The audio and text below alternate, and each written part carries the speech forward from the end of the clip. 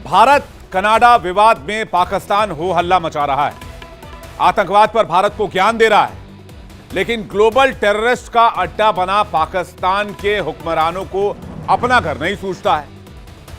जो दुनिया भर में आतंकी एक्सपोर्ट करते हैं, पाकिस्तान को उसके नए नाम आतंकिस्तान से जाना जाता है। वो पाकिस्तान भारत को नसीहत दे रहा है, वो भी कनाडा विवाद पर, और आतंक पोषित कनाडा और चीन के साथ मिलकर भारत को बदनाम करने का ठेका ले रखा है।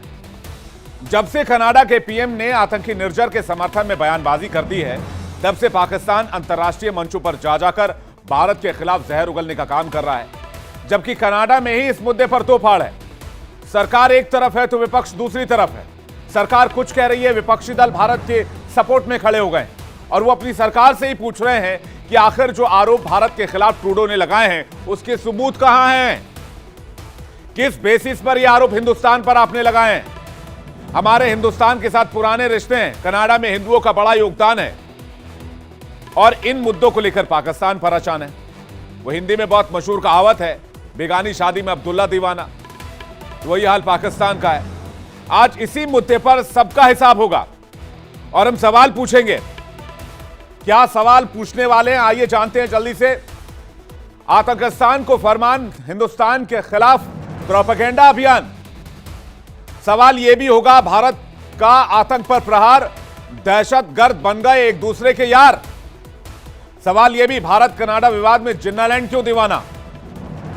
और इन्हीं सवालों को लेकर बड़ी डिबेट करेंगे, इंटरनेशनल डिबेट करेंगे।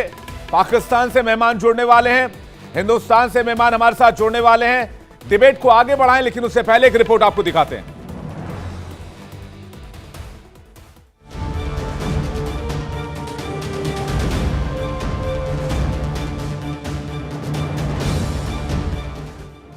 भारत और कनाडा विवाद में पाकिस्तान कूद पड़ा है। वो हिंदी में एक बहुत मशहूर कहावत है, बेगानी शादी में अब्दुल्ला दीवाना। भारत ने बतौर रियासत इंसानियत का कत्ल किया है कैनेडियन सॉइल पे, कैनेडियन सरजमीन पे, जिसकी जितनी मजम्मत की जाए वो कम है। दरअसल कनाडा के भारत पर आरोपों को लेकर आतंक का पनागा पाकिस्तान चहक उठा है। वह भारत के खिलाफ अंतर्राष्ट्रीय मंच से प्रोपेगेंडा फैला रहा है और हिंदुत्व की जो पॉलिटिक्स है, उसके जो असरात खित्ते में और ख़ुसूसी तौर पे उसके जो असरात मेरे सूबे बलूचिस्तान में आए हैं, वहाँ पे जिस किस्म की कत्ल गारत करी हमने देखी है, जहाँ पे बराह रास्त हिंदुस्तान की रियासत जो है वो मुलविस पाई गई है। ऐसे नहीं है कि हमें कोई शकूक है, हमारे पास कुलभूषण की सूरत में शवाहिद मौजूद। वैसे भारत पहले ही ट्रूडो के भारत विरोधी बेतुके बयानों को खारिज कर चुका है, लेकिन आतंकिस्तान का अड्डा बना पाकिस्तान अपने घर का हाल नहीं देख रहा। दूसरे मुल्क के मुद्दों में टांग अड़ानी चाहिए? बिल्कुल नहीं अड़ानी चाहिए। क्या कहेंगे इस पे? किसी दूसरे मुल्क की तरफ क्यों देख रहा है? इंडिया की तरफ अगर देखेगा, वो देखो ना कि ऊपर चांद पे गया इंडिया, तो हम लोग इधर, हमारे इधर मुल्क में गुर्बत है। वैसे पाकिस्तानी इस बात से परेशान है कि भारत जिनके खिलाफ जाता है, उसके साथ पाकिस्तान क्यों खड़ा हो जाता है। हम जो है, ऐसा कोई भी मुल्क जो इंडिया के खिलाफ होता है, हम उससे दोस्ती करने की कोशिश क्यों करते हैं? हम अपने मुल्क की तरफ तवज्जो क्यों नहीं देते? हमारे पाकिस्तान को इस वक्त हमारी लीडरशिप की जरूरत है, लेकिन हमारा इंटरेस्ट पता नहीं इंडिया में क्यों है। सोचिए पाकिस्तानी आवाम क्या चाहती, लेकिन उससे पाकिस्तानी हुक्मरानों को कहां फर्क पड़ता है। वो आतंक के सौदागरों के साथ खड़े होकर भारत विरोधी एजेंडा चला रहा है। मैम, इनको ना यही इनका मसला है कि ये पराई आग में कूद देते हैं, लेकिन पराई आग में कूद देते हैं तो बस देख रहे होते हैं कि कहीं से कोई बात करे तो हम उनके मुल्क जाके उनका सोल्व करें मसला, लेकिन जो पाकिस्तान में मसले चल रहे हैं वो कौन सोल्व करेगा? इनको चाहिए कि पाकिस्तान के मसले सोल्व करे, लेकिन ये दूसरे मुल्कों में जाके बैठे हुए हैं, वो दूसरों को तंज कर रहे हैं। ये गलत बात है। ऐसे में सवाल ये कि क्या पाकिस्तान को मिला फरमान इसलिए हिंदुस्तान के खिलाफ प्रोपेगेंडा अभियान? आज इसी मुद्दे पर सबका हिसाब होगा। भारत कनाडा विवाद में जिन्नालैंड क्यों दीवाना? कनाडा में आतंकी मरा, पाकिस्तान मातम क्यों मना रहा?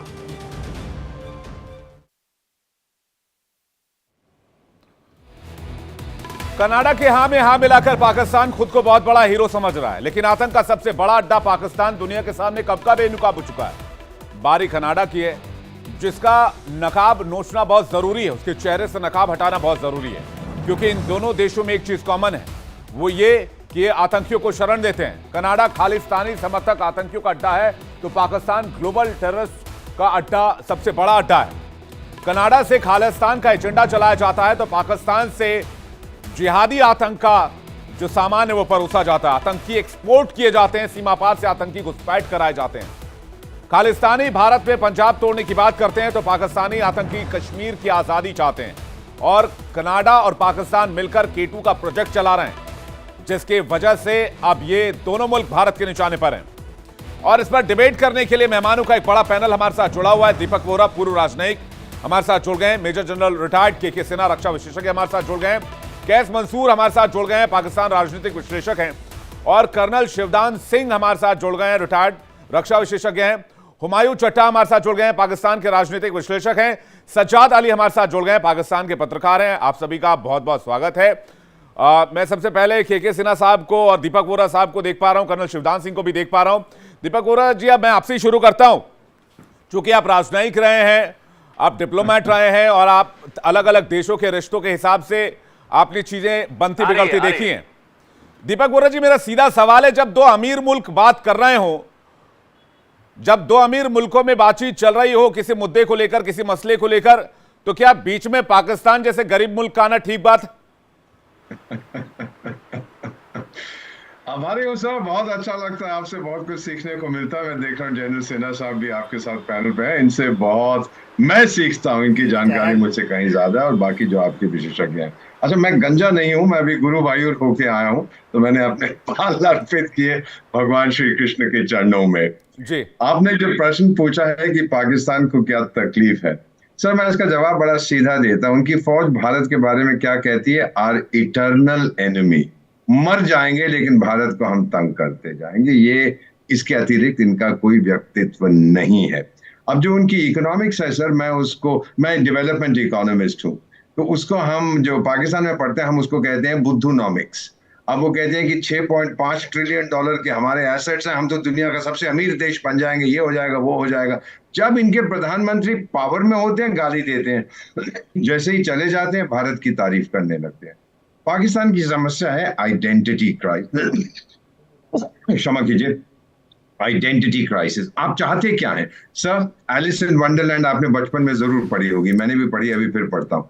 तो उसमें जब एलिस वंडरलैंड में होती है, वो चेशायर बिल्ली से कहती है मुझे बाहर का रास्ता बताओ। बिल्ली कहती है जाना कहाँ है? एलिस कहती है मुझे मालूम नहीं है। तो बिल्ली कहती है फिर कोई भी रास्ता ले लो।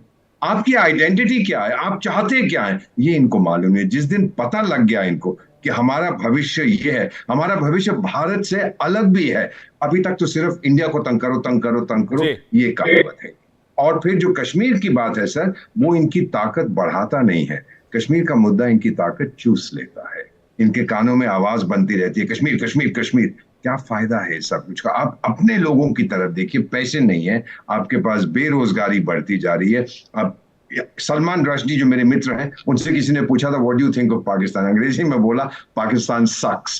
पंजाबी जो है वो सिंधियों को से नफरत करते हैं, सिंधी जो है वो पश्तून से नफरत करते हैं, पश्तून जो है मुहाजिर से नफरत करते हैं, सब एक दूसरे से नफरत करते हैं। तो है क्या ये देश? It's an artificial construct. और जब इनके पास कोई फ्यूचर का, इनके पास कोई मुद्दा होगा, आइडेंटिटी होगी, कोई गोल होगा। सर मैंने यहां पेन रखा है अपने, I don't know if you can see it, इस पे लिखा हुआ है 2047।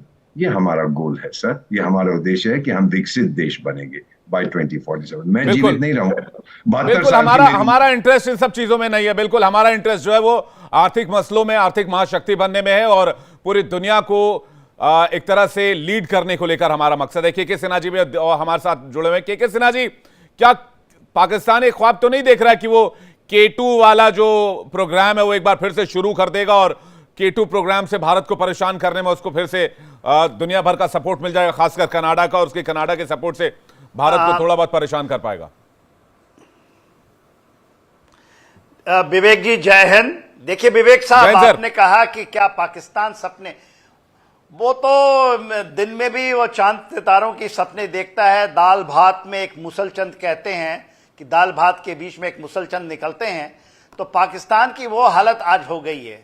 देखिए जो नया खालिस्तानी सिख फॉर जस्टिस की मूवमेंट आप यदि देखेंगे, रेफरेंडम 2020, जी। तो पाकिस्तान के आईएसआई से चलाया हुआ जो खालिस्तानी डेस्क है, जिसमें आपने K2 प्रोजेक्ट, जिसमें खालिस्तान भी है और कश्मीर भी है, इसका प्रोजेक्ट चलाया गया। आपने देखा करतारपुर कॉरिडोर के समय, और ये सोचते थे वहां बाजवा साहब और दूसरे तो खैर इमरान खान साहब तो ऐसे ही कठपुतली थे, तो उन्होंने सोचा कि हम इसमें ऐसा गुगली फेंका, और ये कहा गया, उनके फॉरेन मिनिस्टर ने कहा कि हमने गुगली फेंका और फंस गए। गोपाल सिंह चावला साहब का नाम आता था वहां पर, और किस तरह से एक पार्टी के लीडर, सिद्धू साहब नाम लूंगा, जो बार बार अमरिंदर सिंह के कहने के बाद भी इस K2 प्रोजेक्ट में डायरेक्टली इनडायरेक्टली वो उसमें शामिल हो गए, कर लिए गए, नादानी है वो है। और आज के दिन में देखिए विवेक साहब, यदि सामरिक चीज को आप समझने की चेष्टा करेंगे, जिसमें खालिस्तान का जो ये आज का ये सपना है, ये एक्चुअली सोशल मीडिया का कैंपेन है। 99.9% जो हमारे सिख हैं, मैं सिख रेजिमेंट को बिलोंग करता हूं, और उनके नस नस को, वो पूरे भारतीय, उनसे बढ़कर के कोई देशभक्त नहीं है। गुरु गोविंद सिंह के संतान हैं, राजा रणजीत सिंह के। मगर ये जो दोगले होते हैं ना, जिनकी दो नियत होती है, उसमें नाम आते हैं, चाहे पन्नू को कह लीजिए, जो आज ही 19 नाम आए हैं, 19 नाम में जो 7 नाम यूके के आए हैं, जो NIA ने आज जारी किए हैं, जिनके और 5 US में हैं, जो सैन फ्रांसिस्को जो उनका गढ़ है, जिसमें पन्नू गुरपंत सिंह पन्नू जो मेन है। तो देखिए ये दाल भात मुसलचंद जो बनने की पाकिस्तान चेष्टा करता है, उसकी खंडित होने का समय आ गया है। जो हम कहते हैं ना कि हम जब बात करते हैं गिलगिट बल्तिस्तान की, तो आप सुनेंगे हमारे वाजपेयी साहब की एक कविता है कि गिलगिट से गारो पर्वत तक, गारो पर्वत वहीं आती है, गारो पर्वत आप देखिएगा कभी। अखंड भारत की जो हम परिकल्पना है, ये तो मूसल चंद्र हैं, ये अपने आप आएंगे जिस तरह से। नहीं, ये बात ठीक है। देखिए के सिन्हा जी, मैं तो साफ सीधी सी बात करता हूं और सिंपल बातों में यकीन रखता हूं। हमारा पाकिस्तान के साथ कोई कंपैरिजन नहीं है। 47 में अलग हुआ एक मुल्क, भारत के हिस्से से ही अलग हुआ, लेकिन पाकिस्तान अपने रास्ते पर है, बर्बादी और बदहाली के रास्ते पर। हम अपने रास्ते पर, अपने रास्ते आगे जा रहे हैं, लेकिन हमें कोई उंगली करने की कोशिश करेगा, फिर उस उंगली को काटने और तोड़ने का तरीका हमें पता है। यह हमें दुनिया से सीखने की जरूरत नहीं है। कर्नल शिवदान सिंह, आपके पास आऊं उससे पहले मेरे साथ सज्जाद अली पाकिस्तानी पत्रकार जुड़े हुए, उनके पास चलता हूं। सज्जाद अली जी, बहुत स्वागत है आपका हमारे इस चैनल पर, इंडिया डेली पर। मेरा आपसे सीधा सवाल है कि जब 2 अमीर मुल्कों के बीच किसी बात को लेकर बातचीत हो रही है, किसी मसले मुद्दे को लेकर बातचीत हो रही है, तो आपको क्यों टांग अड़ाना है इसमें? देखिए जी, शुक्रिया पहले तो आपने मुझे प्रोग्राम में लिया, और चाहूँगा कि आप तहम्मुल के साथ मेरी गुफ्तगू को सुने और आपके सवाल के जवाब का मैं बिल्कुल जवाब दूँ।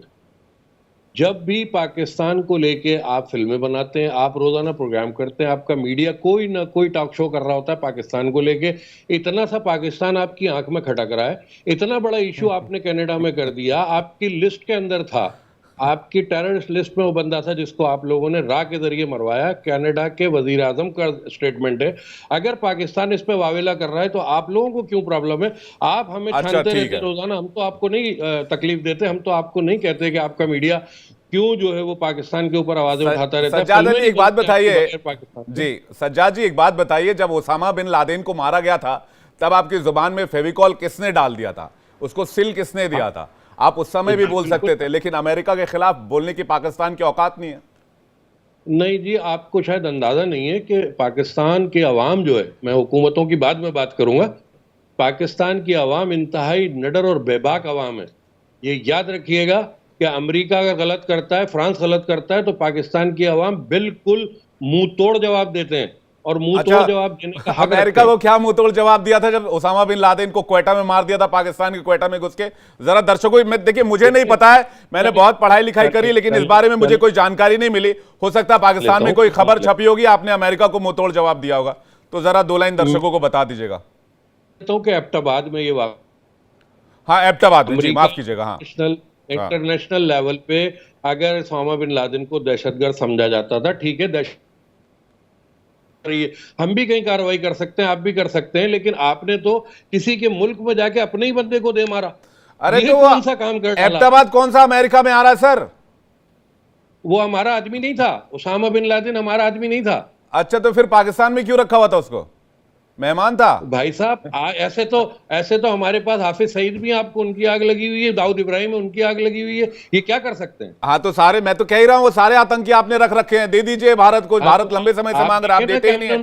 आप लोगों को आतंकियों को मेहमान बनाकर रखने की पुरानी आदत है, आप खुद कबूल कर रहे हैं। आपके नहीं, आपके कलभूषण को मेहमान बना के रखा हुआ है, आपके जो है वो यहाँ पे और लोग भी मौजूद हैं, लेकिन तो अभिनंदन को मेहमान बना लेते। अभिनंदन साहब को चाय पिला के रुखसत इसलिए किया कि वो मेहमान बनाना था ना, रुखसत नहीं करना था। तो आपके पार्लियामेंट में बात कह रहे थे कि भाई अभिनंदन को वापस भेज दो, रक्षा मंत्री के पांव कांप रहे हैं। चलिए, बात बहुत लंबी खिंच जाएगी सज्जाद साहब, मैं उस मुद्दे पर जाना नहीं चाहता। मैं सीधी सी बात कर रहा हूं, भारत पाकिस्तान का कोई कंपैरिजन नहीं है। हम 5th लार्जेस्ट इकोनॉमी आज की डेट में। आज आपके और मेरे बीच में कोई कंपैरिजन नहीं हो सकता है। मैं बस ये जानना चाह रहा हूं कि पाकिस्तान का इंटरेस्ट क्या है। भारत और कनाडा का कुछ विवाद हो रहा है, पाकिस्तान के प्रधानमंत्री क्यों इस पर अपना बयान दे रहे हैं? हमारे साथ कर्नल शिवदान सिंह है, मैं आपके पास वापस लौटूंगा। सज्जाद अली जी, कर्नल शिवदान जी, क्या ये वही मुहावरा फिट नहीं होता है कि हाथी चले बाजार और कुत्ता भूखे हजार? देखिए, मैं अपने पाकिस्तान के साथी से यह पूछना चाहता हूं कि पाकिस्तान में 76 साल की आजादी के बाद क्या विकास हुआ है, और क्या पाकिस्तान के एक आम आदमी क्या इस विकास से संतुष्ट है जी? क्या उसकी आम जिंदगी क्या उस प्रकार चल रही है जिस प्रकार से दुनिया के और देशों में चल रही है? अपने पड़ोसी भारतवर्ष को देखें जी। हम पाकिस्तान से सहानुभूति के रूप में उनको ये बताते हैं कि इन गलत हरकतों को बंद करो। पाकिस्तान से ने आजादी के बाद से गलत रास्तों पर, हिंसा के रास्तों पर आगे बढ़े हैं। सबसे पहले पाकिस्तान की सेना ने पाकिस्तान में अपना रौब दिखाने के लिए, वहां पर शासन करने के लिए कश्मीर समस्या को शुरू किया। उसके बाद में अमेरिका महाशक्ति के हाथों में पड़ करके आतंकवाद को एक उद्योग के रूप में शुरू कर दिया और अपने पूरे नौजवानों को उस उद्योग में झोंक दिया, उनकी जिंदगी बर्बाद की। आज वो नौजवान जो आतंकवाद में पाकिस्तान की सेना के रूप में अफगानिस्तान में लड़े थे, उनके लिए क्या रोजगार है, क्या बता पाएंगे ये लोग? तो मैं तो यही कहूंगा कि पाकिस्तान में राष्ट्र निर्माण का कार्य किसी गवर्नमेंट ने किया ही नहीं है। इसी लिए हमें पाकिस्तान के बारे में चिंता है, इसलिए भारत हमेशा पाकिस्तान को सही रास्तों पर लाने की कोशिश करता है, जिससे यदि हमारा पड़ोसी सुखी रहेगा तो हमें भी शांति महसूस होगी।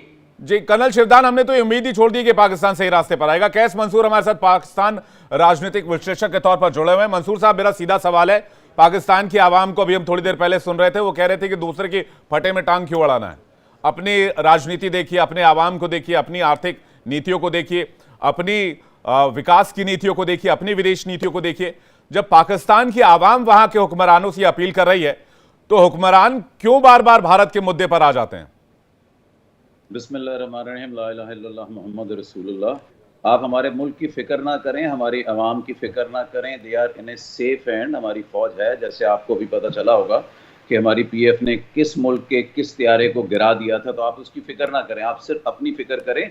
और जो कनाडा ने एलिगेशंस उसको लगाए, आप उसको क्लियर करें, आप हमारी बिल्कुल फिक्र ना करें। मेरी फौज दुनिया की नंबर 1 फौज है और उसने बहुत दफा दुश्मनों को नाको चने चुबाए, इसलिए उनकी बिल्कुल फिक्र ना, हमारी आवाम की फिक्र करें। आपकी फौज ने आपको बर्बाद किया है। तमाम जो इंडियन कम्युनिटी पाकिस्तान में है उसकी फिक्र करते हैं, उसको सिक्योरिटी देते हैं। पाकिस्तान वाहिद मुल्क है जिसमें हर मुल्क के लोग हैं, हर कास्ट के लोग हैं, हर कम्युनिटी के लोग हैं। मंसूर साहब, ये कॉमेडी शो नहीं चल रहा है। They all are secure, तो आप हमारी फिक्र ना करें। मंसूर साहब, कॉमेडी शो नहीं है, चुटकुले मारना मना है। तो हमारा न्यूक्लियर धमाका पता चल गया। मंसूर साहब, चुटकुले मारना मना है, सीरियस डिबेट चल रही है। जैसे आपका क्रिकेट मैच, फौज ने आपको बर्बाद किया। मंजूर साहब, अपनी फिक्र, हमारी फिक्र ना करें। हमारी नहीं, हम फिक्र नहीं कर रहे, लेकिन मैं आपसे एक रिक्वेस्ट करना चाहूंगा, यार चुटकुले मारना मना है। जिसका खौफ से थरथरी कांपती है लोगों को। सर, फिर मैं कह रहा हूँ चुटकुले मारना बैन है यहाँ पर। डिस्कस ही नहीं कर रहे। मंसूर साहब, आपको सुन रहे हैं, ठीक है। मंसूर साहब, चुटकुले बैन है, कॉमेडी शो नहीं देख रहे हैं। उसकी फिक्र है और हमारी फौज को हमारी फिक्र है, तो अल्हम्दुलिल्लाह हम बड़े सुकून से सोते हैं, हमें कोई डर नहीं लगता। 4 लड़ाइयां लड़ी आपने भारत के साथ, ऐसा इलाका नहीं, बताइए किस लड़ाई में आप जीते हैं? किया गया हो, उधर दहशतगर्दी की हो। We are in secure hand, आप बिल्कुल बेफिक्र रहें और अपने मुल्क की फिक्र करें और कनाडा को जवाब दें। कनाडा में जो आप लोगों की तरफ एक एलिगेशन है, हम आपको नहीं ब्लेम दे रहे, कनाडा ब्लेम दे रहा है, कनाडा कह रहा है, तो आप उसको क्लियर करें, ये आपका राइट है। और आप बार बार कहते हैं दो बड़े मुल्क, हमसे बड़े हो गए आप, जिसके हथियारों को उड़ा दिया मेरी पाकिस्तान एयरफोर्स में, हमसे बड़े हो गए आप कि आपने न्यूक्लियर अटैक किया, तो हमारे नवाज शरीफ ने कैसे न्यूक्लियर अटैक किया? ये कॉमेडी शो मत बनाइए प्लीज। मैं आपसे हाथ जोड़ के रिक्वेस्ट कर रहा हूं, क्या किया? बड़ा ना this is not a comedy show, this is serious debate. मैंने बिस्मिल्लाह और कलमा बहुत पढ़ के आपसे गंभीर बात डिबेट किया। चल रही है। हमारे आपकी मुल्क सेना, में इंसाफ आपकी है, सेना की तारीफ। हर वोरा साहब कम्युनिटी प्लीज, को इंसाफ है, आपके आप ही कुछ बोलिए, मैं तो बोल ही नहीं पा रहा हूँ। तो हम उनको इंसाफ देते हैं जी भाई। ठीक है मंसूर साहब, मैं आ रहा हूं आपके पास। उसके बाद में हमारे साथ राजनीतिक विश्लेषक हुमायूं चट्टा साहब जुड़े हुए, उनके पास आऊंगा। वोरा साहब आपको रिप्लाई कर रहे हैं। वोरा साहब, मैं सिर्फ पूछना यही चाहता हूं, अभी तक मैं समझ नहीं पाया, 72 साल की मेरी उम्र है, कि आप लोग चाहते क्या? मुझे 50 साल हो गए हैं डिप्लोमेसी में एंड काउंटिंग। आपका ऑब्जेक्टिव क्या है? आपका लक्ष्य क्या है? कई बार मैं आपके लीडर्स को सुनता हूं कि अगर कश्मीर का मुद्दा सॉल्व हो गया तो क्लाइमेट चेंज भी सब ठीक हो जाएगा, चंद्रमा पे सब कुछ ठीक हो जाएगा, धरती के नीचे सब कुछ ठीक हो जाएगा। सर, 193 सदस्य हैं संयुक्त राष्ट्र संघ के, आप छोड़ दीजिए आपके 2-4 दोस्तों को, 190 परवाह नहीं करते आपकी। सर, क्यों नहीं आप हकीकत को समझते? आपको पहले अपने घर को ऑर्डर में डालना है। आपने ये तय करना है कि मैं जाना कहाँ चाहता हूं। हमें मालूम है हम कहाँ जाना चाहते, आपको मालूम है सर? अगर आपको अभी हमारी फौज नंबर 1 फौज है दुनिया में, सर कौन सी इंटेलेक्चुअल हफीम आप खाते हैं सर? हम ये नहीं कहते कि हमारी फौज नंबर 1 है, हमारी इकोनॉमी 4th लार्जेस्ट है, $4 ट्रिलियन की है सर, आपकी 1/10वां हिस्सा है। अब आप कहते हैं नहीं जी हमारी तो $10 ट्रिलियन की। सर ये कहां से फिगर्स लाते हैं आप? मैं तो आपको कोट कर रहा हूं international figures. Get real sir. और जब आप एक बार अपनी कमजोरी को पहचानोगे, जैसे हमने पहचाना था, फिर आप उसका इलाज कर सकते। आप पहचानेंगे नहीं तो फिर कैसे इलाज करेंगे सर? बिल्कुल। हुमायूं चट्टा हमारे साथ जुड़े हुए, उनके पास चलते हैं। हुमायूं जी, सवाल इसी बात का है, क्या शुतुरमुर्ग की तरह सिर्फ जमीन पर 1 इंच गाड़ लेने से आपको ये लग जाएगा कि पूरी दुनिया में आपकी तरफ कोई देख ही नहीं रहा है? दुनिया के तमाम आतंकी पाकिस्तान में पनाह लिए हुए हैं, बड़े बड़े आतंकियों को वहीं मारा गया है, और आप कनाडा के मामले पर जबरदस्ती दखल देकर भारत के खिलाफ प्रोपेगेंडा कर रहे हैं। देखिए, हम पाकिस्तान को क्या जरूरत पड़ी है आपके खिलाफ प्रोपेगेंडा करने की? हम तो जो ह्यूमन वायलेशंस आपके इंडिया में हो रही हैं उनके ऊपर सिर्फ लोगों की तवज्जो उनकी तरफ करते हैं। आप ये बावरा साहब बैठे हुए, मैं इनके साथ काफी प्रोग्राम्स करता रहता हूँ। देखिए, इनकी जगह पे एक पॉइंट ऑफ व्यू है, अपना आप साबित करने की कोशिश करते हैं पेट्रोटिक, लेकिन इनकी 99% जो बातें हैं वो झूठ और सच की आमेजिश होती हैं। ये हकीकत को तो बयान करना चाहते नहीं है। अब मेरी बात सुने, आपने सिखों का जो हाल किया है 70 सालों में, आप उनके साथ अपने डिफरेंसेस रिजॉल्व नहीं कर सके, आप उनको आपने क्रश किया है। आपने कुछ दिनों के अंदर 10,000 सिखों को गोल्डन टेम्पल के ऑपरेशन में आपने कत्ल किया, उनकी लाशों को जलाया आपने, उनके खानदानों को आज तक लाशें नहीं मिली। उसके बाद आप उन्हें हंट डाउन कर रहे हैं बाहर के मुल्कों में। यानी अच्छा, एक बात बताइए, मैं एक सिंपल, हुमायूं चट्टा, मैं आपसे सिंपल सा सवाल पूछता हूं। आज आप पाकिस्तान के जर्नलिस्ट हैं, आज की डेट में पाकिस्तान में अल्पसंख्यक कौम की जनसंख्या कितनी है? कितने सिख रहते हैं, कितने ईसाई रहते हैं और कितने हिंदू रहते हैं? और 1947 के टाइम पे आंकड़ा कितना परसेंटेज का था? देखिए, मैं आपको अब एक बात बताता हूं, 1947 से लेके यानी कि जब से हमारी जो आबादी है वो आजादी की बात है। हुमायूं जी, मोस्टली कन्वर्ट करा दिए गए हैं, जो कुछ एक बचे हैं वो भी तलवार के दम पर कन्वर्ट आप लोग करा लेंगे। ह्यूमन राइट्स की बात आपकी जुबान से अच्छी नहीं लगती है। आपके देश में सिखों पर, ईसाइयों पर और हिंदुओं पर जो जुल्म हुआ, उसकी वजह से भारत को एक अलग से कानून बनाना पड़ा ताकि वहां के अल्पसंख्यकों को यहां की नागरिकता प्रावधान कराई जा सके। लेकिन फिर भी आप एक आईना लेकर चलते हैं, अपने मुल्क को झूठी तस्वीर दिखाते हैं और डिबेट में झूठे झूठे तथ्य रखते हैं, झूठे झूठे दावे करते हैं। इतनी बेशर्मी से काम कैसे कर लेते हैं? देखिए, बात आप तो एक, मेरी तो आवाज ही आ रही है आपको? आवाज में बिल्कुल बिल्कुल आ रही है हुमायूं जी, बिल्कुल आ रही है। देखिए, बात सुने, सवाल ये बनता है कि मैं आपको फैक्ट्स एंड फिगर्स के साथ बता रहा हूं। मैं आपको बता रहा हूं कि आपने इतने 1000 सिखों को कुछ दिनों के अंदर आपने कत्ल किया। 1984 के जो राइट्स हुए दिल्ली के अंदर, उसके अंदर जिंदा जलाया गया लोगों को। उसके ऊपर इंडिया की, आपकी बॉलीवुड की मुतअद्दिद मूवीज बन चुकी हैं। आप कैसे इस फैक्ट को डिनाई कर सकते हैं? कश्मीर के अंदर आपने जितनी कत्लों का, तो इसलिए आपने अपना हीरो गुरु पतवंत सिंह पन्नू को बना लिया। इसलिए आईएसआई फंड करती है इन लोगों को, ताकि ऐसे लाइंस के जरिए, ऐसे सोशल मीडिया कैंपेन के जरिए भारत के युवाओं को बरगलाया जा सके। आपको मैं बताना चाहता हूं, हुमायूं जी और पूरे पाकिस्तान के हुक्मरानों को बताना चाहता हूं कि एक भी भारतीय, 140 करोड़ में से मैं आपको फैक्ट देता हूं, एक भी भारतीय आपके इस प्रोपेगेंडा के खिलाफ, एक भी भारतीय आपके इस प्रोपेगेंडा के साथ नहीं। और मैं आपको यह भी बताना चाहता हूं, ये जो विदेशों से जितने भी प्रोपेगेंडा सोशल मीडिया कैंपेन चला रहे हैं, इसका भारत पर रत्ती भर भी असर नहीं है। 0.00001% भी असर नहीं है। आपको मेरी बात पर यकीन नहीं है तो आप रिसर्च करके देख लीजिएगा, या यकीन ना हो तो भारत आकर देख लीजिएगा। मैं आपको आमंत्रित करता हूं। रही बात पाकिस्तान की, तो उसकी हालत दुनिया जानती है। आपने देखिए, आप इंटरनेशनल लॉ को ऑफेंड कर रहे हैं। You are becoming a rogue state. आप टेररिज्म स्पॉन्सर कर रहे हैं बाकी मुल्कों के अंदर। अच्छा। आप पूरा वेस्ट डिस्टेबलाइज कोशिश कर रहे हैं। अच्छा। और आप अपने आप को आप पीओके में टेररिस्ट कैंप चलाएं, आपको दुनिया कुछ ना बोले। आप ह्यूमन राइट्स के नाम पर दुनिया को बरगलाएं, आपको दुनिया कुछ ना बोले। आप सीमा के पार से आतंकी इन्फिल्ट्रेट कराएं, आपको दुनिया कुछ ना बोले। Hafiz Saeed, Masood Azhar, Osama bin Laden, Dawood Ibrahim, सारे आतंकी आपके यहां बैठे रहे, ये आतंकियों का बुके तैयार करें, आपको दुनिया कुछ ना बोले। और भारत रोग स्टेट है। अरे भाई, अभी G20 हुआ था, G20 की तस्वीरों को आपकी मीडिया ने, आपकी सरकार ने पाकिस्तान में बैन कर दिया क्योंकि आपकी जल रही थी, आपको बर्नॉल नहीं मिल रहा था, और आप बातें कर रहे हैं। अरे G20 में दुनिया के तमाम देश, जस्टिन ट्रूडो भी यहीं पर बैठे हुए थे और 3 दिन तक बैठे हुए थे भारत के होटल में। आप करा लीजिए G20 का कोई समिट। आपके यहां तो कोई क्रिकेट टीम क्रिकेट खेलने नहीं आती है, आप बात कर रहे हैं भारत रोग स्टेट हो गया। आप फैक्ट पर आइए प्लीज। क्या बातें करते हैं आप लोग मुझे लगता है पत्रकार भी नहीं है। किस तरह की बातें करते हैं हुमायूं जी? बेसलेस एलिगेशन और जीरो फैक्ट। मुझे बेहद अफसोस के साथ कहना पड़ रहा है कि आप बस भारत है इसलिए भारत विरोधी बातें कहनी है। इस तरह से जर्नलिज्म नहीं होता है। मेक योर फैक्ट्स राइट, उसके बाद डिबेट कीजिएगा। के सिन्हा जी के पास जा रहा हूं। के सिन्हा जी, इनको भारत विरोधी घुट्टी पिलानी है पाकिस्तान के आवाम को, और अपनी राजनीति और अपनी पत्रकारिता करनी है। That's it. इसके आगे एक फैक्ट नहीं है। भारत का नाम लिया, भारत के खिलाफ कुछ भी बोलो। के सिन्हा जी, देखिए विवेक साहब, अभी आपने सुना ना, मंजूर साहब को, मियां हुमायूं को सुन रहे थे। ये एक शेख चिल्लियों से ज्यादा आपने उनका कॉमेडी शो नहीं करें प्लीज।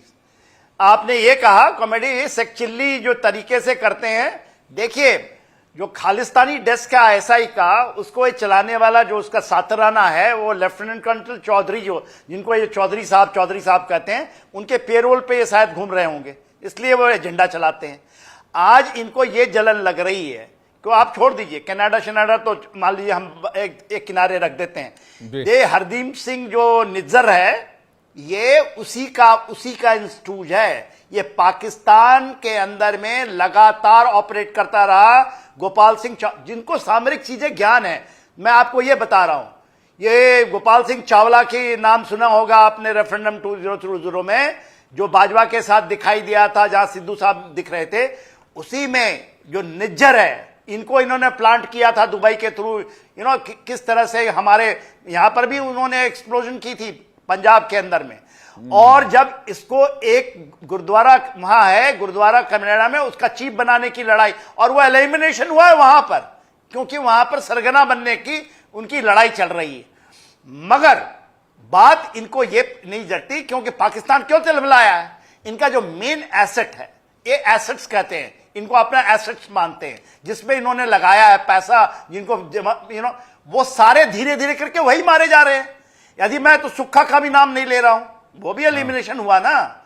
ये सारे, और पाकिस्तान के अंदर में कितने एलिमिनेट हो रहे हैं। और एलिमिनेशंस ये कौन करता है? इनकी गैंग वॉर्स हैं, पैसे, क्योंकि इनके पैसे खत्म हो रहे हैं। जो भारत ने नकेल लगाई है ना, एनआईए ने जो भारत ने नकेल लगाई है, इनको चोक जो कर रहे हैं। और सबसे बड़ा, अभी तो 5 सुना ही नहीं ना, जो 19 लिस्ट निकला है, ओआईसी कार्ड रद्द हो रही है विवेक साहब जी। ओआईसी कार्ड, ओआईसी कार्ड क्या चीज है? जिंदगी भर का वीसा, अदर देन वोटिंग, सब चीज।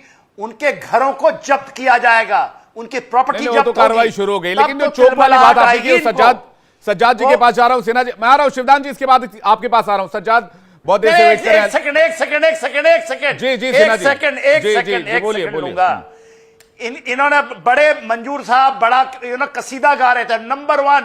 अरे 93,000 एक सोल्जर, पूरा असले, पूरा सप्लाई, पूरी लाइन इंटैक्ट के बाद हथियार था। अरे ये कौन सी इसकी बात करते हैं? नंबर 1, इतनी डरपोक फौज, इतनी निकम्मी फौज, इतनी पैसे खाने वाली फौज कहीं नहीं है विश्व में। राशन भी बेचते हैं। गई गुजरी फौज। बिल्कुल, सिन्हा जी राशन भी बेचते हैं, मुझे ऐसी जानकारी मिली। राशन का चेन भी इनका। सोल्जर्स जी सज्जाद अली जी, मैं आपसे सवाल पूछने जा रहा था कि आप कहते हैं कि आप कनाडा के एलिगेशंस को सीरियसली लीजिए, यानी कि पाकिस्तान कहता है। मैं तो ये कहता हूं पाकिस्तान को तालिबान भी सीरियसली नहीं ले रहा, तो पाकिस्तान अपने बारे में सोचे, हम तो देख लेंगे हमारा कनाडा के साथ क्या करना है, जस्टिन ट्रूडो के साथ किस तरह की बातचीत करनी है, कैसे इस मसले को हल करना है। आपको आपके बॉर्डर पर तालिबान सीरियसली नहीं ले रहा, उधर आपको ईरान सीरियसली नहीं ले रहा, इधर आपको भारत सीरियसली नहीं लेता। आपके बॉर्डर के चारों तरफ बस वो कुछ किलोमीटर का समंदर है, उसके अलावा जो जितने मुल्क चारों तरफ से घिरे हुए हैं उसमें तो तालिबान भी आपकी तरफ देखने को तैयार नहीं। वो कह रहा वो सीमा के अंदर ये मुल्क हमारा है, इस एरिया में हमारा हिस्सा है। जी बिल्कुल, मैं आपकी बात को पूरी तरह सुन रहा था। आपको मैं बताऊं कि हमारे जो prime minister, care taker prime minister है नवारुल्लाह काकड़ साहब, उन्होंने वहां जो नुमाइंदगी की है, जिनके अभी आप जिक्र भी कर रहे थे, और इस इजलास में उन्होंने जो मौक़िफ़ रखा उसमें आपके सारे सवालों के जवाबात दे चुके हैं, बमाए अफगानिस्तान के मामलात के और बमाए तमाम भी कश्मीर के मामलात और मकबूजा कश्मीर के हवाले से तमाम चीज़ें बड़े मुस्तनद और मजबूत मौक़िफ़ के साथ उन्होंने वहाँ पे पेश किए। और मैं समझता हूँ कि ये सारी जो परेशानी, ये आपके एक रिटायर अफसर यहाँ बैठे हुए हैं, मैं देख रहा हूँ उनको, और बड़े प्यारे से हैं, वो हमें अच्छे लग रहे हैं। सजाद साहब, आपको तो मिर्ची लगेगी ना, आपको मिर्ची लगेगी, क्योंकि आपके पीओके के गिलगित बल्तिस्तान के वहाँ के सारे लोग आना चाहते हैं भारत के साथ। आप हमारे से निकले हुए हैं ना, हम बैठे हुए हैं, टॉक शो करने बैठे हैं। हम यहाँ दो मुल्कों की आवाम को या फौज को लड़वाने नहीं बैठे, कोई अमन का पैगाम दीजिए, खुदा के वास्ते कोई बेहतरी का बात कर लीजिए। ये तो बिल्कुल इस तरीके की गुफ्तगू जैसे कि बस सर फाड़ देंगे किसी का, ऐसा नहीं कीजिए। आप तहम्मुल से बात कीजिए और दलील के साथ बात कीजिए। मैं भी दलील के साथ बात कर रहा हूँ, आप भी दलील के साथ बात कीजिए। बिना दलील के फॉल एलिगेशन लगाते हैं। आपको फॉल एलिगेशन लगाने के जो है कोई हक नहीं यदि हमें नॉलेज है ना, ये केटू प्लान नहीं चल सकता यहाँ पर। विवेक साहब, इनको एक्सपोज करना जरूरी है। आप चाहते हैं जंग हो जाए, इस तरीके की गुफ्तगू करते हैं आप, क्यों जंग? अरे जंग करने की हिम्मत है आपको? जंग करने की हिम्मत है? आ जाइए। 93,000 सोल्जर को आपको 71 में रख दिया। आज आपको हिम्मत है? पैर कांपते हैं, एक अभिनंदन जाता है, पतलून गीली हो जाती है आपकी, और आपके पार्लियामेंट में डिबेट होता है, पैर कांप रहे थे। ये हम नहीं डिबेट कर रहे हैं, ये हकीकत है। आप बड़े कसीदे पढ़ रहे हैं हमारे प्राइम मिनिस्टर, आपको तो फोर्स में लिया किसने था? मैं ताज्जुब करता हूं साथ में क्यों। अरे भैया, केटू प्लान एजेंडा नहीं चला सकते यहाँ बैठ करके आप।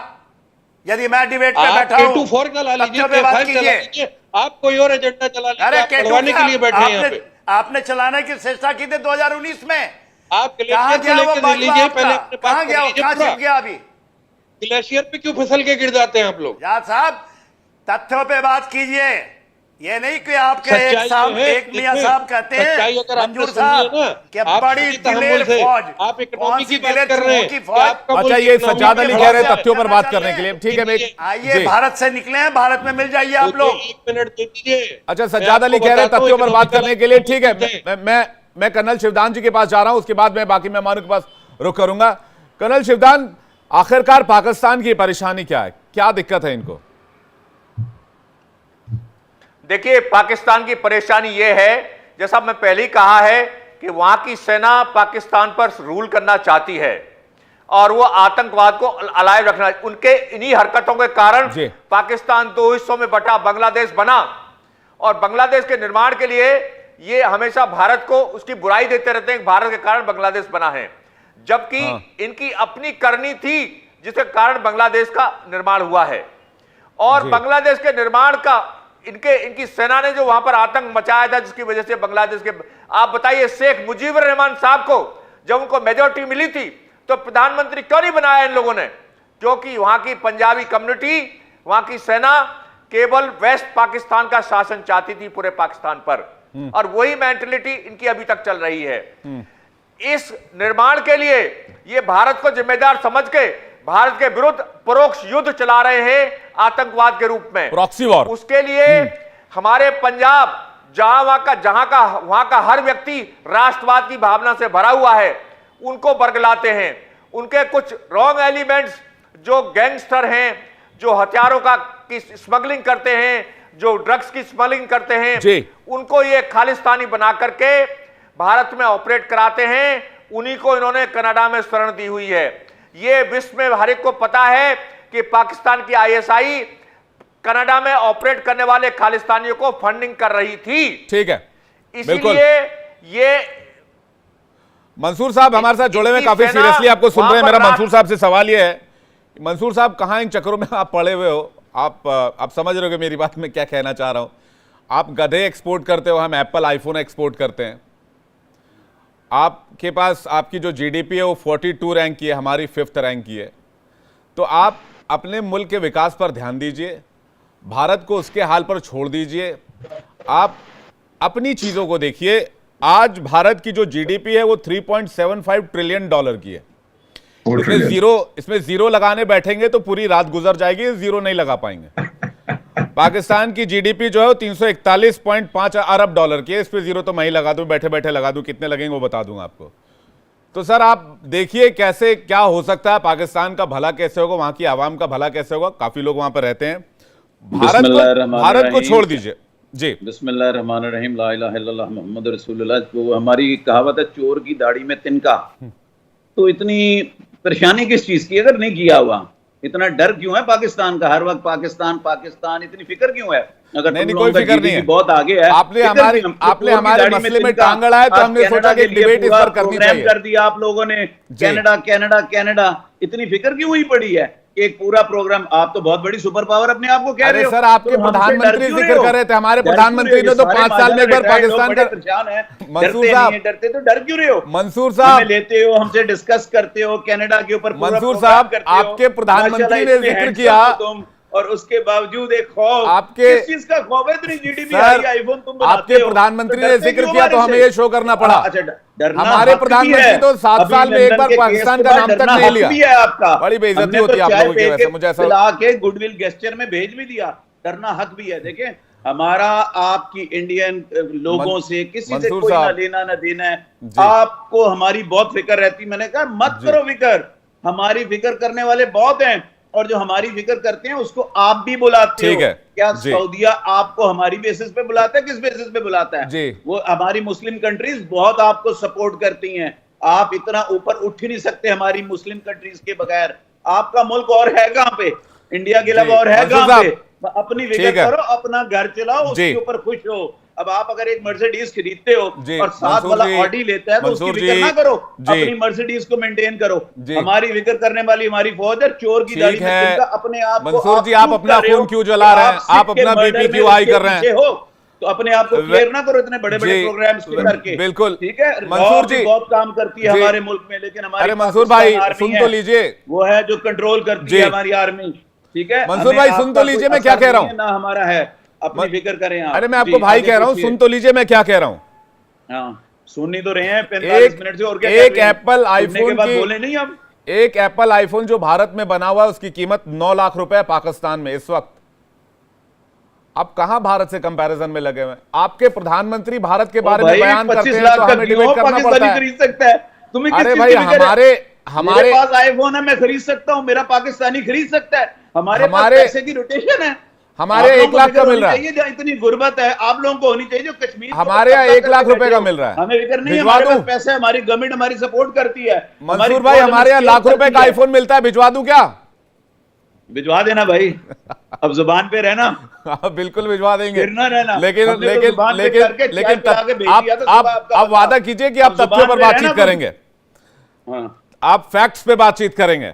ठीक है, मैं के सिन्हा जी और बाकी मेहमानों के पास जा रहा हूं। हमारे साथ और भी कई मेहमान जुड़े हुए हैं। दीपक बोहरा जी, मेरा सीधा सवाल जो मैंने कहा कि पाकिस्तान के प्रधानमंत्री ने भारत का नाम लिया इस पूरे कनाडा के मैटर में। हमारे प्रधानमंत्री तो 7 साल में एक बार भी जिक्र पाकिस्तान तक का नाम नहीं लिया, उन्होंने तो नाम ही लेना छोड़ दिया है। तो जब आप भारत के बारे में टिप्पणी करेंगे, जब किसी रियासत का हेड वजीर आजम भारत का जिक्र करेंगे, तो हमारा वाक बनता है हम डिबेट करें इस पर। दीपक बोहरा जी, ये एक ऑब्सेसिव कंपल्सिव डिसऑर्डर है, ये एक बड़ी भयंकर बीमारी होती है कि हर चीज में आपको आपका दुश्मन नजर आता है, आप भारत को अपना दुश्मन मानते हैं।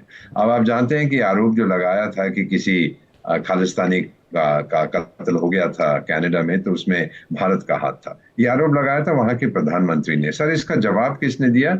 हमारे एक ऑफिसर ने, मिनिस्ट्री ऑफ, हमारे विदेश मंत्रालय के, जिससे मैं मेरा संबंध है जिसके साथ, प्रधानमंत्री ने कुछ नहीं बोला, होम मिनिस्टर ने कुछ नहीं बोला, एक जूनियर ऑफिसर, रिलेटिवली जूनियर, मैं तो सेक्रेटरी था, उसने बोल दिया कि साहब ये क्या आप बकवास कर रहे हैं। तो ये औकात इन लोगों की इतनी है। और जहां तक पाकिस्तान का सवाल है, आप कहते हैं क्यों हमारा कंसर्न, सर मैं आपको बताता हूं, हमें डर है सर कि आप अगर टूट जाएंगे जैसे आप टूटने वाले हैं, तो ये फ्लड ऑफ रेफ्यूजीज आना शुरू हो जाएगा। तो हमें इसको किसी तरह से कैसे निपटेंगे? बांग्लादेश के भी जंग में सर, आपको तो पता ही है, मुझे बताने की जरूरत, 1 करोड़ लगभग रेफ्यूजीज आ गए थे वहां से, 10 मिलियन। तो उनके साथ डील करना, हमारी इकोनॉमी में इतनी ताकत नहीं थी उस वक्त। सो कुछ जो हमने किया वो हमको करना था। इस समय सर, अभी जो आप कहते हैं आपकी नंबर 1 फौज है, बहुत पैसे हैं, सर ये कौन सी अफीम खाते हैं इंटेलेक्चुअल, हमें भी तो दीजिए कि हम भी कह सकें। 1984 का आपने जिक्र किया, जब यहाँ पे अटैक्स हुए थे सिखों पर, बहुत बुरा हुआ सर। हम लोग कौन कहते हैं, हम उसको डिफेंड नहीं करते। जिन लोगों ने किया उनको सजा मिली। अभी जो मणिपुर में हो रहा है वो बहुत बुरा हो रहा है, उन लोगों को सजा मिलेगी सर। हम अपनी कमजोरी पहचानते हैं। क्या आप अपनी कमजोरी पहचानते हो? अगर आप पहचान लो अपनी कमजोरी को, फिर तो आप उसके साथ लड़ सकते हैं। अगर आप कहते हैं कुछ नहीं, ये तो जन्नत है यहाँ पर, आप नया मदीना बनाना चाहते थे, बन गया नया मदीना? ये सवाल मैं आपसे पूछना चाहता हूँ। थोड़ा सा इंट्रोस्पेक्शन करिए। हम तो रोज करते हैं सर, समझने की कोशिश करते हैं कि हमारी कमजोरियां क्या हैं, उन्हें दूर कैसे किया जाए। वो आप नहीं समझ पा रहे, जो आपकी बातों से लगता है हम नंबर 1 इसमें, नंबर 1 उसमें, हम ये हैं, हम वो हैं। सर प्लीज, हम लोग कभी ये नहीं कहते कि हम नंबर 1 है। हुमायूं चट्टा जी मुंह लटका के बैठे हुए सर, परेशान हो गए क्या? बोहरा जी आपकी बातों से बहुत मुंह लटकाए हुए भाई। हुमायूं जी, भारत की तारीफ होगी ना, G20 हुआ था यहाँ पर, ऐसे परेशान होने की आवश्यकता नहीं है। आप शुरू से हमारे साथ होते तो आप भी ऐसी तरक्की कर रहे होते जैसे आज भारत कर रहा है। आपके यहाँ भी मेड इन पाकिस्तान आईफोन बन रहा होता। मुझे बोलने तो दें। देखिए बोहरा साहब, आप जो आ रहे हैं, जब आप ह्यूमन राइट्स की वायलेशंस करेंगे तो हम आपको किस तरह उसमें आप अपनी आवाज ना उठाएं। अब मेरा तो आपसे ये सवाल है, आप कश्मीर में आग लगाएं हम चुप रहें, आप पूरा पंजाब जला दें हम चुप रहें, आप इंडिया की बाकी रियासतों में लोगों के ऊपर जुल्म करें, मिनॉरिटीज को मारना शुरू कर दें, आप उनकी इबादत गाहों को जला दें और हम चुप रहें, ये कहाँ का सवाल है? और आपने चले फैक्ट्स पे बात कर लेते हैं। आप फैक्ट्स पे तो बातें नहीं हैं। आप सर मैं इनका जवाब देना चाहता हूँ। जी बोलिए। सर मैं इतना कहना चाहता हूँ सर, 3 अफ्रीकी देशों में मैं वहाँ की सरकार का विशेष सलाहकार हूँ, गिनी बिसाऊ, साउथ सुडान और किंगडम ऑफ लिसोथो। अब किंगडम ऑफ लिसोथो में बहुत दंगा हो रहा है। सर आप आवाज क्यों नहीं उठाते? आपको तो पता भी नहीं लिसोथो कहाँ है। जो कुछ इंडिया में होता है वो आपको क्यों चुपता है सर? अमेरिका में ब्लैक लाइव्स मैटर मूवमेंट चली थी, आपने क्यों नहीं वहां पे दखल दी सर?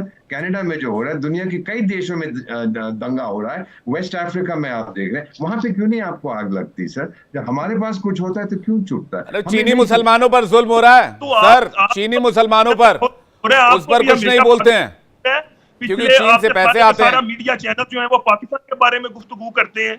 वोरा साहब फैक्ट्स पे बात किया करें सर। देखें मेरी बात सुने, आप लोगों को विरगला रहे हैं, आप इंटेलेक्चुअल डिसऑनेस्टी जो है ये आप अपने लोगों के साथ कर रहे हैं। पाकिस्तान का क्या जा रहा है इसमें? और फैक्ट ये है कि आप फैक्ट को पहचानने के लिए तैयार नहीं। ठीक है दीपक जी, मैं हुमायूं जी से एक सवाल पूछना चाहता हूं। हुमायूं जी एक बात बताइए, आपके यहाँ तो गधों के राइट्स भी नहीं रोके जा रहे हैं, आप उनको बेच देते हैं, उन बेचारों का क्या? उनके शरीर मार के चाइना उनको जिलेटिन निकाल लेता है। भाई आप ह्यूमन राइट्स की बात कर रहे हैं, उन गधों की राइट्स कौन बचाएगा? पाकिस्तान गधों की राइट्स तक नहीं बचा पा रहा है। आप लोगों को आग लगाते हैं अपने मुल्क में, और इंडिया सबसे बड़ा एक्सपोर्टर है गाय के गोश्त का दुनिया के अंदर। आपको जब आपको आपकी जो ये मुतजाद आपकी जो जिंदगी के पहलू की तरफ आपने गौर किया है, हुमायूं जी फिर चुटकुले जलाया जाता है, और दूसरी तरफ आप गाय का फिर चुटकुले, आपकी सवाल करते हैं। ये कॉमेडी शो नहीं है। मैं हैरान हूं क्या किस दुनिया में पाकिस्तान से। अरे मुझे एक बताइए, आप लोग गधों की राइट्स नहीं संभाल पा रहे हैं, उनको चाइना को बेच देते हैं, और आप ह्यूमन राइट्स की बातें करते हैं। हुमायूं जी ऐसे कैसे चलेगा? आपका मुल्क कैसे तरक्की करेगा? चलेगा आप अगर भारत के साथ होते तो आज भारत जिस तरह से आईफोन मेड इन इंडिया बन रहा है, वैसे मेड इन पाकिस्तान बन रहा होता। लेकिन आपने बनाया क्या? आपने बनाया आतंकी, आपने बनाया हाफिज सईद, आपने बनाया दाऊद इब्राहिम, आपने बनाया ओसामा बिन लादेन, आपने बनाया मसूद अजहर, आपने बनाया टेररिस्ट कैंप्स, आपने बनाया पीओके में छोटे छोटे बच्चों के हाथ में हथियार दे दिए। आपके घर में हथियार ले जाने की छूट है, हर कोई हथियार लेकर हाथ में घूम रहा होता है।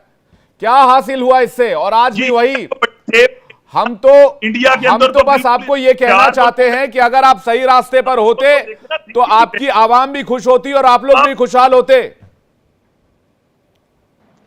देखिए बात सुने, ये तो आप महज आपकी इंडिया के अंदर जो सिक्योरिटी के हालात हैं, अमनो अमा की जो सूरत हाल है, उसके ऊपर गौर करें। आप क्यों नहीं लोगों को अपने को सहूलत देने को कर रहे हैं? चंद एक लोग पेंट कोट पहन के, टाई पहन के टीवी के ऊपर बैठ जाते हैं, और जो गुर्बत और बेचारगी का जो आलम इंडिया के अंदर है वो एक खौफनाक शक्ल इख्तियार करता जा रहा है। इंसानी बहरान पैदा हो रहा है। हमारे यहाँ आटे के लिए मर्डर नहीं हो रहा। हुमायूं जी मेक यू फैक्ट्स राइट, हमारे यहाँ आटे के लिए मर्डर नहीं हो रहा। बीफ का नंबर 1 एक्सपोर्टर ब्राजील है, पढ़ के आया कीजिए। पढ़ना लिखना तो फ्री है, वो तो इंटरनेट पर मिल जाता, उसके लिए तो पैसे लगते नहीं। अब रिचार्ज नहीं होगा तो मैं करवा दूंगा, मुझे बता दीजिएगा। मैंने नंबर 1 का लफ्ज इस्तेमाल नहीं किया। आपने कहा, आपने दोबारा सुनवा दूं दर्शकों को निकाल के। अभी दूसरी बात ये जिसकी मैं इकोनॉमी की बात करता हूं और जिस पर आप आना चाह रहे हैं, मैं तो हमेशा से कहता रहा हूं कि पाकिस्तान अगर आतंक और आतंकवाद की पॉलिसी को छोड़कर अपने इकोनॉमिक के विकास के डेवलपमेंट की पॉलिसी पर चलेगा तो हमेशा आगे बढ़ेगा। मैंने आज तक हमेशा हर बात डिबेट में कही है। लेकिन आप लोगों को जब आते हैं तो भारत जैसे ही सुनते हैं आप लोगों का एंटीना खड़ा हो जाता है और उसमें आप लोग सीधा क्लियर एक लाइन ले लेते हैं कि भारत विरोधी बातें ही रखनी है, इसके अलावा कुछ बात करनी ही नहीं है। हमारे साथ के सिन्हा जी बहुत देर से सुने। के सिन्हा जी, पाकिस्तान आज की डेट में अंदर से एक रोग स्टेट है, दुनिया जानती है इस बात को। वहां पर सिंध बलूचिस्तान की अलग लड़ाई चल रही है, तालिबान उधर अलग चांपे हुए, ईरान उधर से अलग दुश्मन बना बैठा, भारत से दुश्मनी मोल ले ही लिए। बचा कौन आपके साथ? देखिए बात सुने, देखिए विवेक आपका जवाब लेने के लिए मैं के सिन्हा जी का जवाब ले लूं। मियां हुमायूं सुन लीजिए, फैक्ट्स के तथ्यों के ऊपर सुन लीजिए फैक्ट्स क्या हैं। देखिए विवेक जी, आपने बड़ा अच्छा सवाल करा। Balkanization of Pakistan is the possibility and not possibility, it is now confirmed. और ये पूरे इंटरनेशनल स्टडीज हैं, इसको पढ़िए। आपने नाम किया बलूचिस्तान से, बोला आपने खैबर पख्तूनख्वा छोड़ दिया। ये तो बड़े कसीदे कहते थे ना कि हम जंजीरें काट दिए, अमेरिका की गुलामी की जंजीरें अफगानिस्तान में। ये जब हुआ ना अफगानिस्तान में जो आपने देखा, अब तो अफगानिस्तान भी इनका सबसे बड़ा, क्योंकि पूरा का पूरा आज इसको कंट्री को जो डिवाइड होगा, जो पख्तूनिस्तान की बात होती है, जो इंडस रिवर के साथ साथ, वो तो पूरा क्लेम कर चुका है। ये आप क्या दें, जो आप टीटीपी है, तहरीके तालिबान पाकिस्तान, वो तो क्लेम कर चुका है ना। और ये क्लेम वही नहीं है, ये गिलगिट से लेकर के वो पूरा का इलाका आप आएंगे तो ये रहमियार खान का इलाका वो क्लेम कर चुका। क्लेम क्या, वहां उसकी तूती बोल रही है। जो स्पिन बोल्डक है या जो इनका खुरकाम का इलाका, उनके अंदर में आज वो टैक्स कलेक्ट कर रहे हैं इनके पुलिस। देखिए आपने एक बहुत बड़ी बात की, जब आजाद हमसे निकल के गए थे, हम बड़े भाई हैं, इनको हमने कहा कि ठीक टू नेशनल थ्योरी, 97 करोड़ रुपया दिया था भारत ने इनको खैरात में। उस समय खैरात में मोस्ट फेवर्ड नेशन रखा रहा, मोस्ट फेवर्ड नेशन, जब तक कि ये इतनी बड़ी हमारे ऊपर करते रहे, इतने अटैक। भारत ने अपने बड़े भाई की भूमिका, आका की भूमिका निभाते। ये तो गलत कर दिया ना फिर के सिन्हा जी। जब इनकी टाइट देवन से हमने स्टैंड लिया होता, तो आज सूरत हाल कुछ और होता। हमने डे वन से स्टैंड नहीं लिया, हम मानते ये रहे कि हमारे रिश्ते अच्छे हो जाएंगे। बात है, सही बात बोल रहे हैं विवेक साहब आप। ये जो बैठ करके आपको टीवी में बता रहे हैं ना कि सूट टाई में बैठ करके इंडिया में ये डिबेट चलती है, अरे साहब पूरा विश्व सुने, हुमायूं साहब, मंसूर साहब सुनिए, कान में अपने तेल मत डाल के बैठिए, सजाद साहब को भी सुनना चाहिए, अली साहब बैठे हैं। आज भारत के साथ सारे लोग इकोनॉमिक मिलिट्री फ्रंट में सामरिक दृष्टि से, क्योंकि कॉम्प्रिहेंसिव नेशनल पावर वर्ल्ड का यही है, including Russia, America, strategic partnership करना चाहता है। और आपने कहा टेररिज्म का एपिसेंटर 30 वर्ल्ड के खूंखार आतंकवादियों का केंद्र है ये। बिल्कुल, ये केवल नहीं कि एक दो ऑर्गेनाइजेशन आप बोल लीजिए। मैं तो के सिन्हा जी, मैं तो पाकिस्तान के मेहमानों से यही कहना चाहूंगा, के सिन्हा जी, दीपक वोरा जी, कर्नल शिवदान जी, मैं तो पाकिस्तान के मेहमानों से यही कहना चाहूंगा कि भाई मैं तो सूट टाई लगा के आया, मैंने पाकिस्तान पे डिबेट की, लेकिन पाकिस्तान का प्रधानमंत्री भारत पर डिबेट करता है। हमारे तो प्रधानमंत्री पाकिस्तान का नाम तक नहीं लेते। और भाई हम लोगों को देखिए, आटा इकोनॉमी से कोई डिबेट करने की आवश्यकता नहीं है, कोई कंपैरिजन करने की भी आवश्यकता नहीं है। आटा इकोनॉमी आपको मुबारक हो, आप अपने आतंकवाद की पॉलिसी को लेकर आगे बढ़ते रहिए, हमारी शुभकामनाएं आपके साथ है। जल्दी पाकिस्तान के 4 मुल्क हमें देखने को मिलेंगे। भारत अपने बॉर्डर को सिक्योर करना जानता है। तमाम एक्स कर्नल्स हमारे साथ यहां पर बैठे हुए, वो बता सकते हैं आपको हमारे बॉर्डर को कैसे सिक्योर किया जाता है। बहरहाल आप सभी मेहमानों ने हमें कीमती वक्त दिया, आप लोगों का बहुत बहुत शुक्रिया। पाकिस्तान से आए मेहमानों का भी बहुत तहे दिल से शुक्रिया, और भारत के हमारे तमाम मेहमानों का, वरिष्ठ मेहमानों का बहुत बहुत शुक्रिया हमारे साथ डिबेट में शामिल होने के लिए। आज की डिबेट में इतना ही। वक्त एक ब्रेक का है, ब्रेक के बाद लौटेंगे कुछ और बड़ी खबरों के साथ। देखते रहे इंडिया डेली लाइव।